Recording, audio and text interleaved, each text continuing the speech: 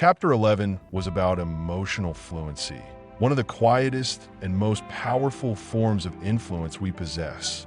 We explored how some people walk into a room and sense everything without anyone saying a word.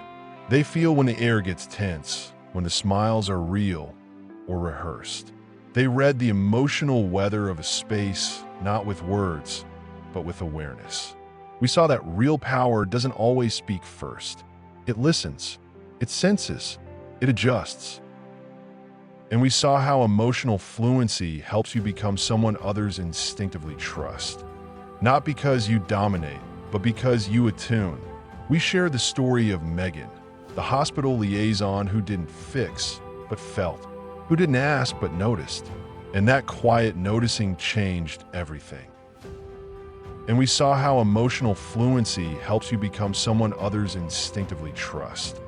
Not because you dominate, but because you attune. We shared the story of Megan, the hospital liaison who didn't fix, but felt, who didn't ask, but noticed. And that quiet noticing changed everything. And if you're new here or have been listening but haven't subscribed yet, this is the moment. Go ahead and hit that subscribe button. Tap the bell so you don't miss what's coming next. Every chapter is building a foundation for a life of deep, authentic influence. And you're already halfway through something rare. And if you're new here or have been listening but haven't subscribed yet, this is the moment. Go ahead and hit that subscribe button. Tap the bell so you don't miss what's coming next. Every chapter is building a foundation for a life of deep, authentic influence. And you're already halfway through something rare. Let me know in the comments. What did Chapter 11 teach you about your presence? About your energy? About how you read or misread a room? We read every single comment, and your story could be the mirror someone else needs. And if this journey is giving you value, share it with a friend, with a colleague, with someone who leads with heart, but doesn't always know how to say what they feel. Quiet power is contagious. Let's pass it on. Now, we move forward, because even presence on its own isn't enough. You need protection, you need space, you need something sacred, and that's what Chapter 12 is here to offer. Let's begin. Chapter 12, Boundaries as Bridges. Some people confuse influence with access. They believe that if you're kind, you'll always be available. If you're supportive, you'll always say yes. But invisible power knows better. It knows that influence isn't about being everything for everyone. It's about knowing where you end and others begin. Boundaries aren't walls. They're filters. They let in what aligns with your values and keep out what drains your energy. They're not there to punish, but to protect. To create a safe, intentional space where connection can grow without confusion or resentment. We've been conditioned to associate boundaries with rejection, to think that saying no means being cold or selfish. But that's a lie dressed up as virtue. Real boundaries are love in motion. They say, I respect myself enough to be clear, and I respect you enough to be honest. When you say no without guilt, you free your yes from resentment. People trust you more, not less, when they know where you stand. Because that clarity becomes safety. They know you're not saying yes just to be liked. You're saying yes because you mean it. Let me tell you about Janine. She was everyone's go-to, advice giver, group chat moderator, the one who stayed late, even when exhausted. She wore her giving like armor, until the weight of it started cracking her. One day she stopped. She said, I love you, but I can't be your emergency contact every day. At first, people were shocked. A few pulled away, but something remarkable happened. The ones who stayed deeper. They began to offer her what she'd always given them: consideration, reciprocity, space. Janine didn't become less influential. She became less exhausted and far more powerful.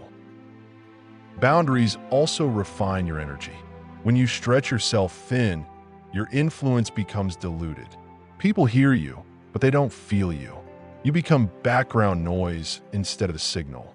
But when you protect your time and emotional bandwidth, you show up differently. Fully. You don't give out of depletion.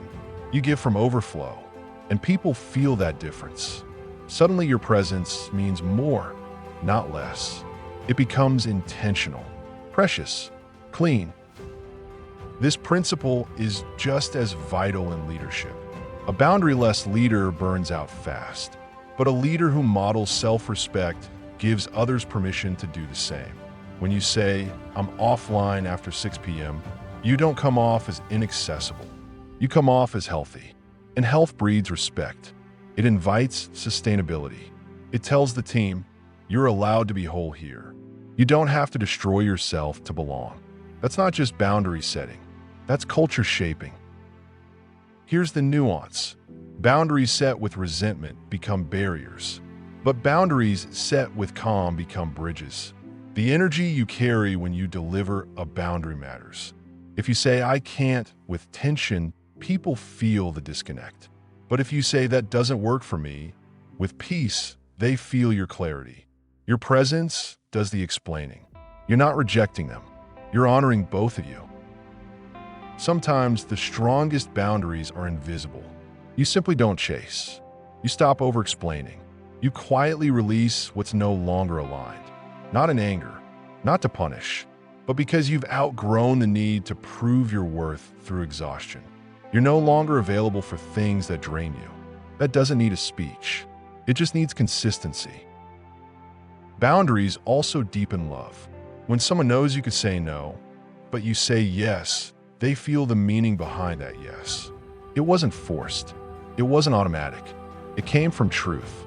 And that's what makes your presence feel safe. That's what makes your influence durable.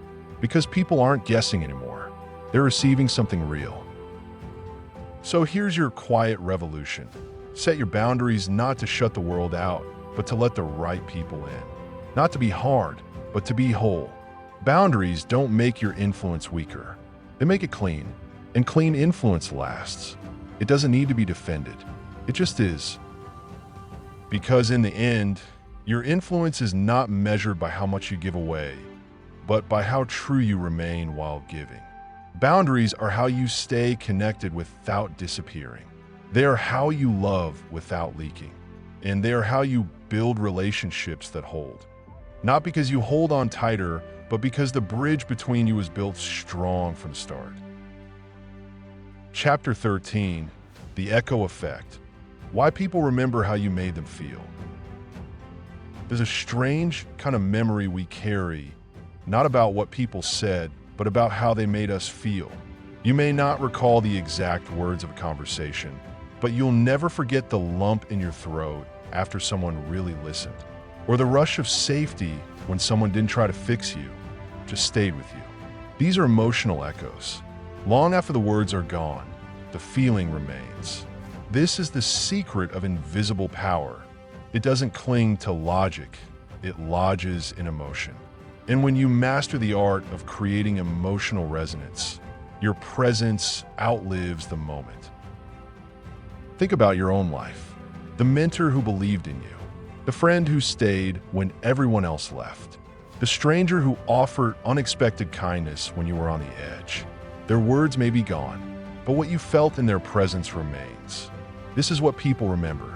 Not your eloquence, not your charisma, but how they felt in your company. Safe, seen, respected, free. That emotional legacy is the true mark of your influence. It's not how impressive you were, it's how present you were. That's what we call the echo effect. The ability to leave an emotional imprint long after the interaction ends. And the most powerful thing? You don't have to do much. In fact, it's often the smallest moments that echo the longest. A gentle pause before responding. A look of empathy instead of judgment. Saying, "I believe you," instead of asking for proof. These acts don't always feel dramatic in the moment, but they settle deep into the hearts of others like seeds.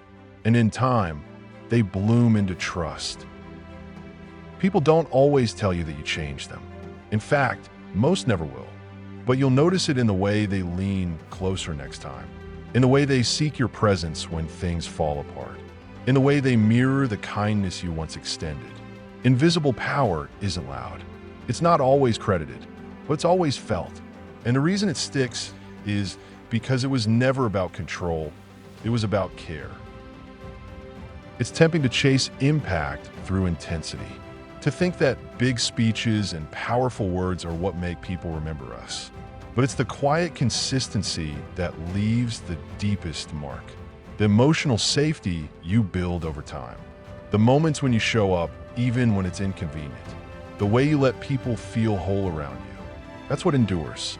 People remember when they didn't have to perform with you, when they could just be.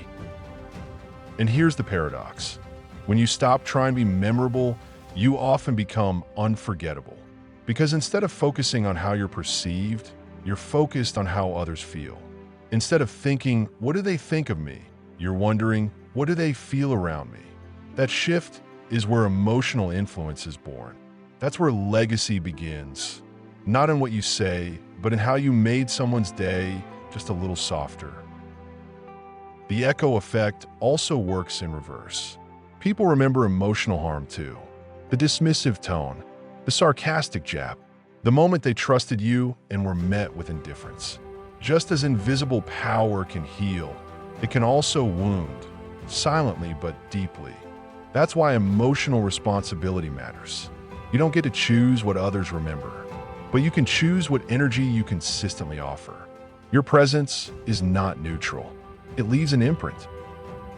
So ask yourself, what echoes do you leave behind? When you leave a room, do people feel calmer or more tense? After your text, do they feel seen or subtly judged? Does your silence create comfort or confusion? Influence is not just what you do in public. It's the effect your presence has in private moments that no one claps for. Here's the truth. The echo effect has nothing to do with perfection. It has everything to do with presence. When people feel like they matter in your company, when they feel emotionally safe around you, they carry that with them. It becomes a part of their inner world. And sometimes, years later, they'll think of you, not for what you gave them, but for how you made them feel strong, capable, loved enough. That's the essence of influence. That's the invisible power. Not the words you rehearsed, but the way someone exhaled when they finally felt understood. Not the lesson you taught, but the dignity you preserved. Not the grand gesture, but the quiet moment when your presence said, without a word, "You're okay here." So if you want to be remembered, make people feel remembered. If you want to shape others, hold them gently while they shape themselves. And if you want to build influence that lasts, build moments that echo in the hearts of others long after you're gone. Chapter 14, Your Influence Legacy, What Lasts Beyond the Moment. Every moment of influence leaves a trace, a residue, a mark. And when all the conversations are over, when all the meetings are finished, when the crowd fades and the applause stops, what remains isn't what you said, it's what you stood for. It's how you made people feel about themselves. Your true influence isn't defined by your title, your platform, or even your talent. It's measured in the stories people tell about you when you're not in the room. It's the soft imprint your presence leaves on their emotional landscape. That's your legacy. That's your invisible signature. Legacy doesn't arrive when you're gone. It's being written right now, in the tone you use when you disagree, in the patience you offer when it's inconvenient, in the grace you extend when no one's watching. Every interaction becomes a brushstroke. You are painting your influence moment by moment, not in big declarations, but in daily choices. The world may not see the canvas until later, but make no mistake, it's being made, and the people closest to you feel its texture first. You don't need to be a leader to leave a legacy. You just need to be intentional. You need to ask yourself, who do I want to be when it's hard? What do I want people to remember after they interact with me? And not in a grand, ego-driven way, but in a quiet, integrity-rooted way.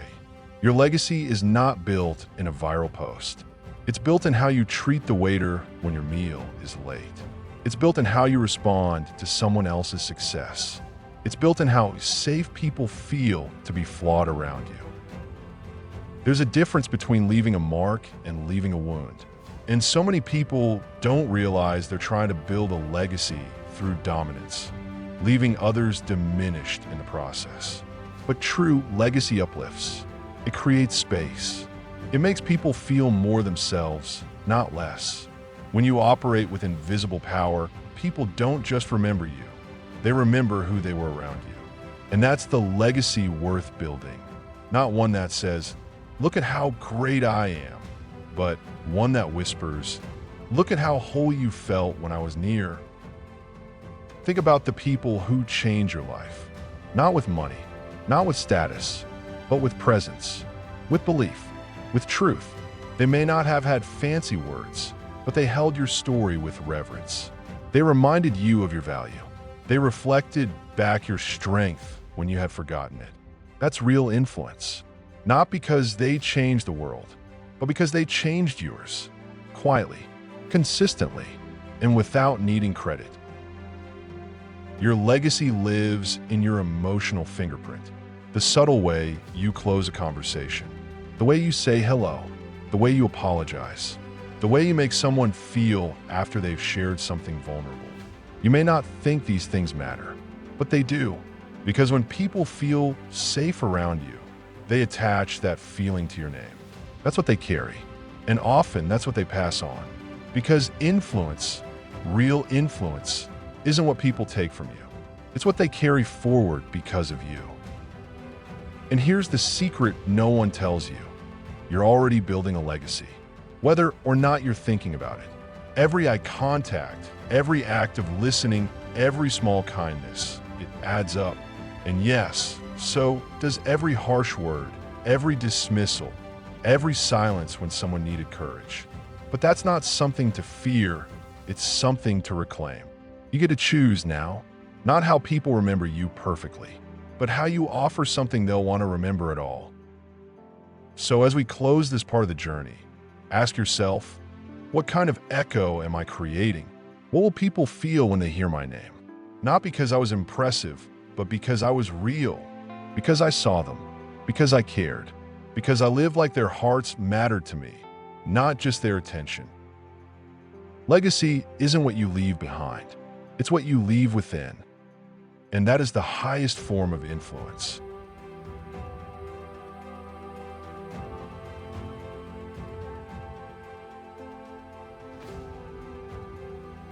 We've come to the close of part 3, Legacy through Presence. And now it's time to pause, to breathe, to let the wisdom of these chapters shift from words on a page into something felt, something lived. Not just insights for the mind, but anchors for the soul. In the last few chapters, you've learned that your greatest influence doesn't live in a podium or a performance. It shows up in the quietest of moments when no one's watching. The words you speak may fade, but your energy, your grace, your steadiness, your compassion, those leave a mark. Those are the things people carry home with them. You've discovered that emotional safety is not soft. It's a form of strength. That your presence can either be a balm or a bruise. That each interaction, no matter how small, writes a line in someone else's emotional story. You've seen that the most unforgettable people are rarely the loudest. They're the ones who noticed, who stayed, who listened. And here's something many people never realize. You don't need to wait until your final years to think about your legacy. You're writing it now. Every conversation, every boundary, every small act of empathy is a brushstroke on the canvas of someone's memory. You may never know how deeply you've touched someone, but they will. You're writing it with every choice to speak gently instead of harshly, with every boundary that honors both you and them, with every time you choose presence over performance, with each moment you help someone feel safe, whole, and worthy without needing to earn it.